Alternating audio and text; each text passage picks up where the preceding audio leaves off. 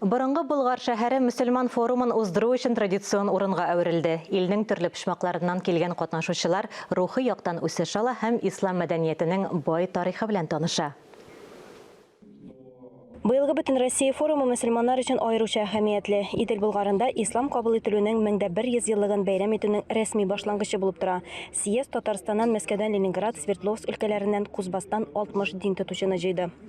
Төп темасы әлеге очрашуның Пәйгамбәрләр тарихы.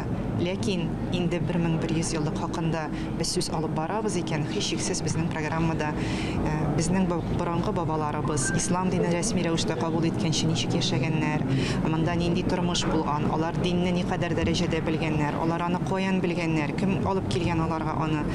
Бу хакта галимнәр һәм экспертлар лекцияләрдә сөйләде. Форум көннәрен квестлар һәм спорт ярышлары төрләндерә. Иң мөһим эшләрнең берсе проектларны тәкъдим итү. Иң кызыклылары турында форумда сөйләделәр. Мәсәлән, сугышчан снарядлар туган батырларга сугышта ярдәм иткән. Әле без бүген ислам тарихын бик тирәнтен беләбез дип әйтә алмыйбыз. Менә бу юбилейдан файдаланып, бүген инде ислам тарихында өйрәнергә кирәк. Аннары менә бүген мөселман өммәте алдында торган проблемаларны да куярга кирәк. Аннан соң менә яшьләр өчен дә бик мөһим бит инде ул. Бүгенге көндә аларның менә үзләренең халкына, ватанына мәхәббәтен дә тәрбияләп бирергә кирәк без инде. Русча әйткәндә ул идентичность, тәңгәллек, милли тәңгәллекнең дә нәрсә икәнен без аңларга тиеш. Менә бу вакыйга, бу бәйрәм бик күп проблемаларны алга куяр, әлбәттә аларның барсын да хәл итеп бетерү мөмкин түгелдер инде. Алга куяр һәм шулар хакында фикер алышырга, конференциялар уздырырга, китаплар язарга мөмкинлек бирә. Бәйрәм кысаларында Татарстанның иң яхшы каллиграфлары аутентик шрифтлы кулъязма Коръәнне тәкъдим итте.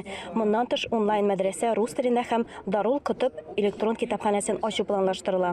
Беренче дин Рәсәйдә хәзерге вакытта ул ислам. Чөнки христианлык 66 елдан соң гына Рәсәйгә килә. 988 елда рәсми рәвештә христианлаштыру, христианлык керә, беренче динебез ислам. Шуның өчен бу дата безнең өчен бик мөһим.